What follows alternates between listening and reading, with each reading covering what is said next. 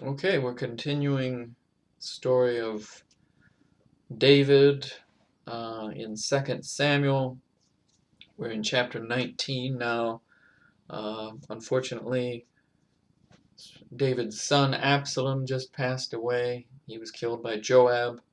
Um, it's a tragic situation in all of Israel.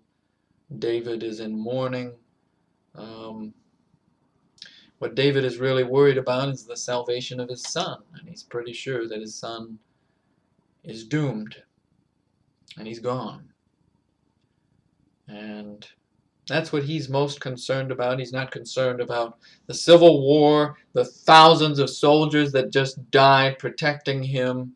He's not. He's only concerned about Absalom. That's sad.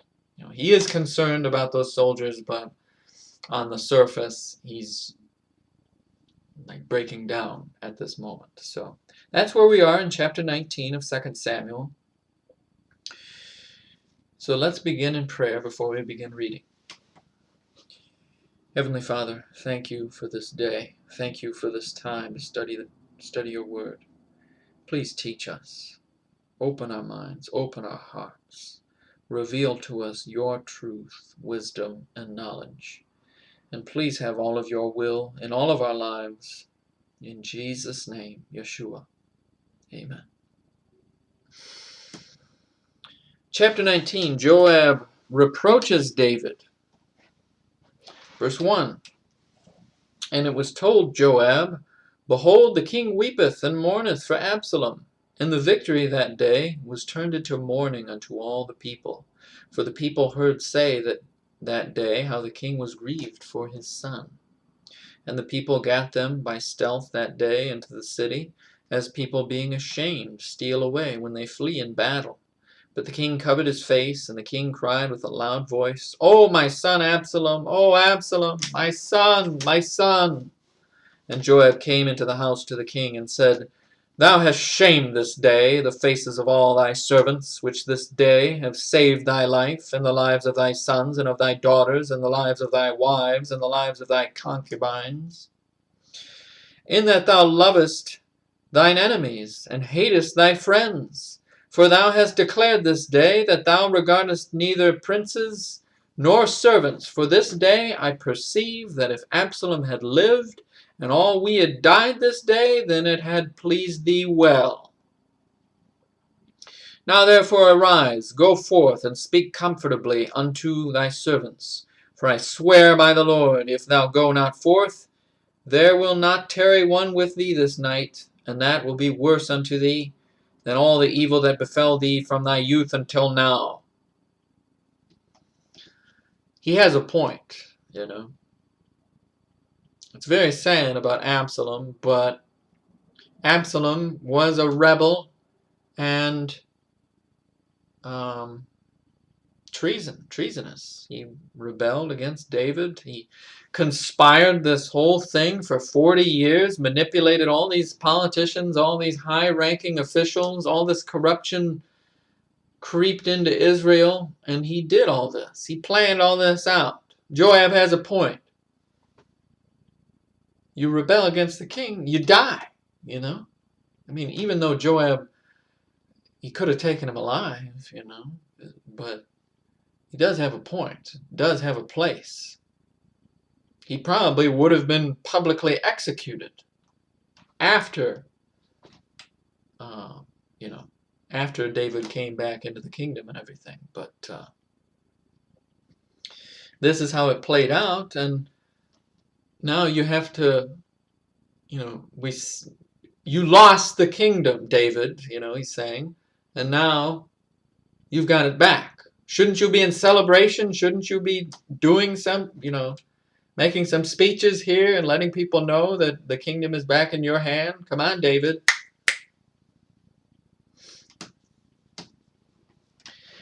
8. Then the king arose and sat in the gate, and they told unto all the people, saying, Behold, the king doth sit in the gate. And all the people came before the king, for Israel had fled every man to his tent. David's return to Jerusalem, verse 9. And all the people were at strife throughout all the tribes of Israel, saying, the king saved us out of the hand of our enemies, and he delivered us out of the hand of the Philistines, and now he has fled out of the land for Absalom. And Absalom, whom we anointed over us, is dead in battle. Now therefore, why speak ye not a word of bringing the king back? And King David sent to Zadok and to Abiathar the priests, saying, Speak unto the elders of Judah, saying, Why are ye the last to bring the king back to his house, seeing the speech of all Israel is come to the king, even to his house? Ye are my brethren, ye are my bones and my flesh. Wherefore then are ye the last to bring back the king? And say ye to Amasa, Art thou not of my bone and of my flesh? God do so to me, and more also, if thou be not captain of the host before me continually in the room of Joab. And he bowed the heart of all the men of Judah, even as the heart of one man, so that they sent this word unto the king, Return thou and all thy servants. So the king returned, and came to Jordan, and Judah came to Gilgal, to go to meet the king, to conduct the king over Jordan. And Shimei, the son of Gera, a Benjamite, which was of Baharim, hasted and came down with the men of Judah to meet King David. And there were 1,000 men of Benjamin with him, and Ziba, the servant of the house of Saul, and his 15 sons, and his 20 servants with him. And they went over Jordan before the king. And there went over a ferry boat to carry over the king's household, and to do what he thought good. And Shimei, the son of Gera, fell down before the king as he was come over Jordan, and said unto the king, Let not my lord impute iniquity unto me, neither do thou remember that which thy servant did perversely the day that my lord the king went out of Jerusalem, that the king should take it to his heart.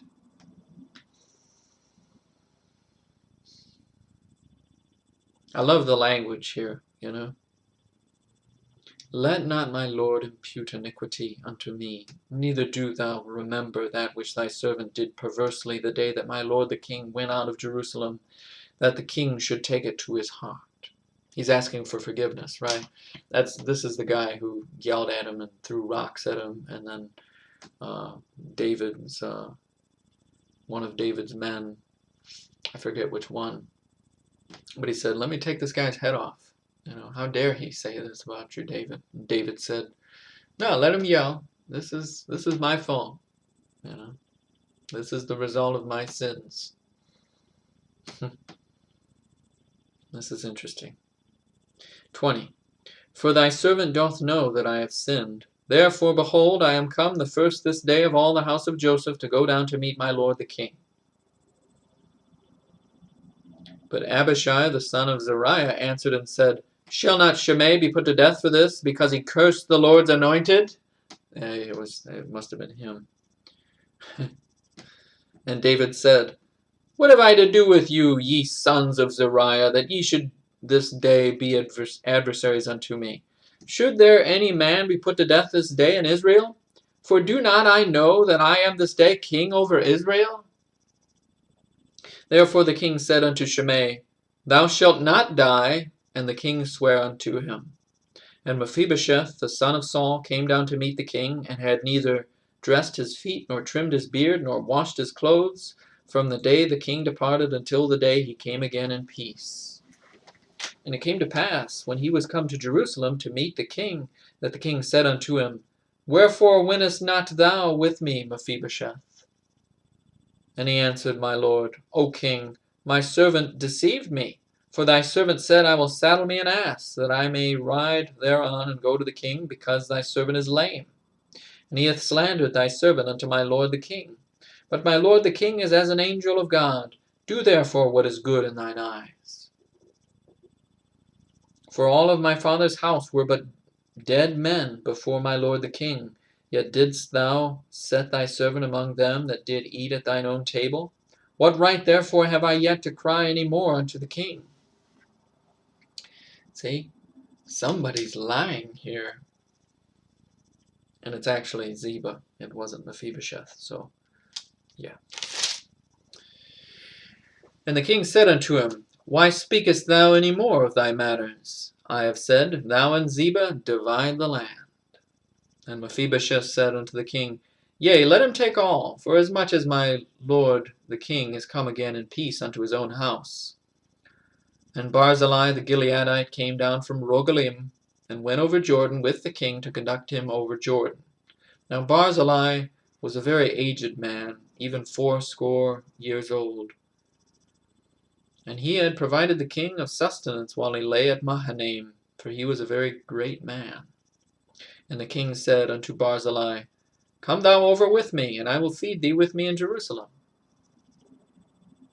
And Barzillai said unto the king, How long have I to live, that I should go up with the king unto Jerusalem?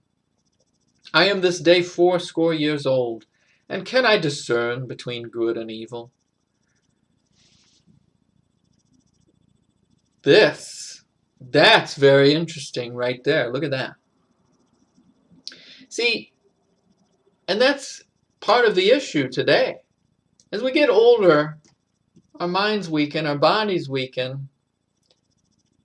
This verse indicates that as you get older, can I discern between good and evil? Or are you always just, spoiling your grandkids? This is interesting, isn't it? Can thy servant taste what I eat or what I drink? Can I hear any more the voice of singing men and singing women? Wherefore then should thy servant be yet a burden unto my lord the king? Thy servant will go a little way over Jordan with the king. And why should the king recompense me with such a reward? Let thy servant, I pray thee, turn back again, that I may die in mine own city, and be buried by the grave of my father and of my mother. But behold, thy servant Chimham, let him go over with my lord the king, and do to him what shall seem good unto thee. And the king answered, Chimham shall go over with me, and I will do to him that which shall seem good unto thee. And whatsoever thou shalt require of me, that will I do for thee. And all the people went over Jordan, and when the king was come over, the king kissed Barzillai and blessed him, and he returned unto his own place. Then the king went on to Gilgal, and Chimham went on with him, and all the people of Judah conducted the king, and also half the people of Israel. The old strife begins anew. 41. And behold, all the men of Israel came to the king, and said unto the king, Why have our brethren, the men of Judah, stolen thee away, and have brought the king and his household, and all David's men with him over Jordan? And all the men of Judah answered the men of Israel, Because the king is near of kin to us. Wherefore then be ye angry for this matter? Have we eaten at all of the king's cost, or hath he given us any gift? And the men of Israel answered the men of Judah, and said, We have 10 parts in the king, and we have also more right in David than ye. Why then did ye despise us, that our advice should not be first had in bringing back our king? And the words of the men of Judah were fiercer than the words of the men of Israel. This is key right here. You know what? This is foreshadowing basically the events in Kings and Chronicles with dividing the land, right? Because that's what it is. It's Judah and Israel. And it's pretty much every king from Israel is pure evil. I mean, there might be a few anomalies here and there, but then you have some good kings in Judah. So it's interesting. This is foreshadowing that. It's foreshadowing the civil war, the division between people. That's what Satan does. Rob, steal, and destroy. Divide people. Divide and conquer. This is very important. Last verse here. And you know what this also makes me remember? It reminds me of the men of Ephraim. You know, how they always come back around and say, Why didn't you take us into battle, you know? It's like with Gideon, remember back in Judges? Or I think Jephthah has to deal with the people of Ephraim. Shibboleth, Sibboleth, you know. I think it's all related. It's interesting. Sad how we create all these divisions based on, Like I'm in Ohio right now. So now I get to be a jerk to anybody from Michigan, right? That's typically human nature, right? Create that division. Create that hatred. It's not right. We should be all Americans, but no.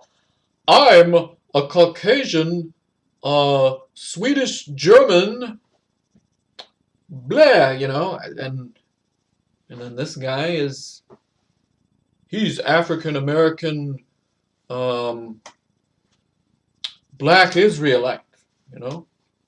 He doesn't associate with me, Swedish, fat guy, or whatever you want to call me, you know. And what it should be is we are all Americans, or how about we are all human beings, or how about we are all children of God? No, we can't have that. We have to clarify. We have to chop you up into 50,000 different denominations until you're just this little itty-bitty speck on the ground, and then Satan stomps you and smashes you into a pool. Okay, shh. Sad. It's sad. Okay, chapter 20, verse 1.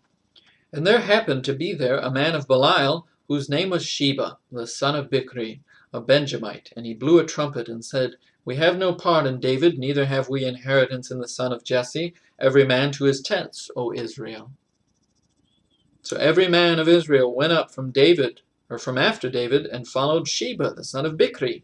But the men of Judah clave unto their king from Jordan even to Jerusalem. And David came to his house at Jerusalem. And the king took the 10 women his concubines, whom he had left to keep the house, and put them in ward, and fed them, but went not in unto them. So they were shut up unto the day of their death, living in widowhood. So you already got another civil war about some brewing.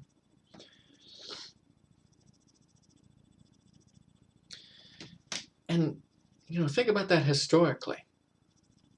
How many times is a civil war created? How is it motivated? How does it appear? How is it built up?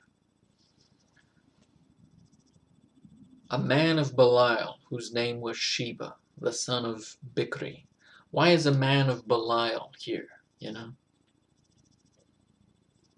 Why doesn't somebody deal with this man of Belial before this even happens? That's the question. Man. Joab murders Amasa. 4. Then said the king to Amasa, Assemble me the men of Judah within 3 days, and be thou here present. So Amasa went to assemble the men of Judah, but he tarried longer than the set time which he had appointed him. And David said to Abishai, Now shall Sheba, the son of Bichri, do us more harm than did Absalom. Take thou thy lord's servants, and pursue after him, lest he get him fenced cities and escape us. See? You go right ahead. See, that's why they should have listened to Ahithophel, right? Let's go right at him. And that's what he's doing. 7. And there went out after him Joab's men, and the Cherethites, and the Pelethites, and all the mighty men. And they went out of Jerusalem to pursue after Sheba the son of Bichri. When they were at the great stone which is in Gibeon, Amasa went before them. And Joab's garment that he had put on was girded unto him. Sorry. And upon it a girdle with a sword fastened upon his loins in the sheath thereof. And as he went forth, it fell out.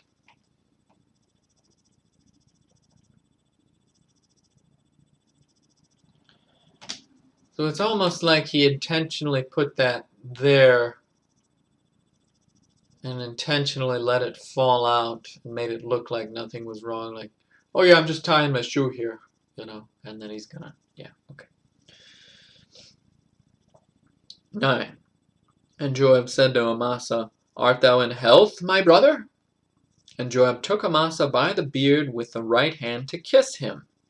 But Amasa took no heed to the sword that was in Joab's hand. So he smote him therewith in the 5th rib, and shat out his bowels to the ground, and struck him not again, and he died. So Joab and Abishai his brother pursued after Sheba, the son of Bichri.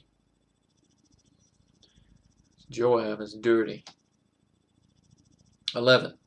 And one of Joab's men stood by him and said, He that favoreth Joab, and he that is for David, let him go after Joab. And Amasa wallowed in blood in the midst of the highway. And when the men saw that all the people stood still, he removed Amasa out of the highway into the field, and cast a cloth upon him, when he saw that every one that came by him stood still. Suppression of Sheba's revolt. Verse 13. When he was removed out of the highway, all the people went on after Joab to pursue after Sheba the son of Bichri. And he went through all the tribes of Israel unto Abel and to Bethmaachah, and all the Beerites, and they were gathered together, and went also after him. And they came and besieged him in Abel of Bethmaachah, and they cast up a bank against the city, and it stood in the trench. And all the people that were with Joab battered the wall to throw it down. Then cried a wise woman out of the city, Hear, hear, say, I pray you, unto Joab. Come near hither, that I may speak with thee. When he was come near unto her, the woman said, Art thou Joab? And he answered, I am he. Then she said unto him, Hear the words of thine handmaid. And he answered, I do hear.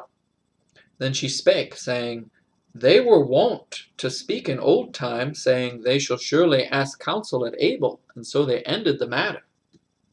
I am one of them that are peaceable and faithful in Israel. Thou seekest to destroy a city and a mother in Israel. Why wilt thou swallow up the inheritance of the Lord? And Joab answered and said, far be it from me, that I should swallow up or destroy. The matter is not so, but a man of Mount Ephraim, Sheba the son of Bichri by name, hath lifted up his hand against the king, even against David.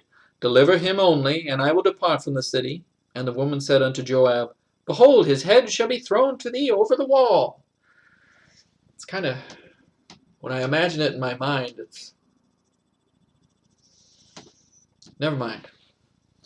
22. Then the woman went unto all the people in her wisdom, and they cut off the head of Sheba the son of Bichri, and cast it out to Joab. And he blew a trumpet, and they retired from the city, every man to his tent. And Joab returned to Jerusalem unto the king. Now Joab was over all the host of Israel, and Benaiah the son of Jehoiada was over the Cherethites and over the Pelethites. And Adoram was over the tribute, and Jehoshaphat the son of Ahilud was recorder. And Sheva was scribe, and Zadok and Abiathar were the priests. And Ira also the Jairite was a chief ruler about David. So those last verses there, I think it's almost warning us that, with what Joab does, how he killed Amasa. It's almost indicating there that Joab was planning to take the kingdom. I think there are indicators throughout here that he could have. Maybe he was planning something later, or knew that his time was going to be over soon, that David hated him for some of the other murders that he committed. I don't know. But it's just telling you the leadership at that time, This was president, vice president, speaker of the House. Yeah. All right. So chapter 21. Next time, this is actually a very interesting story that's kind of controversial, and it's a good topic to discuss. It goes back to one of Saul's mistakes. David has to deal with this situation with the Gibeonites. So we'll talk about that on Sunday, day after tomorrow. So 21 next time. Thank you for listening. Have a blessed day.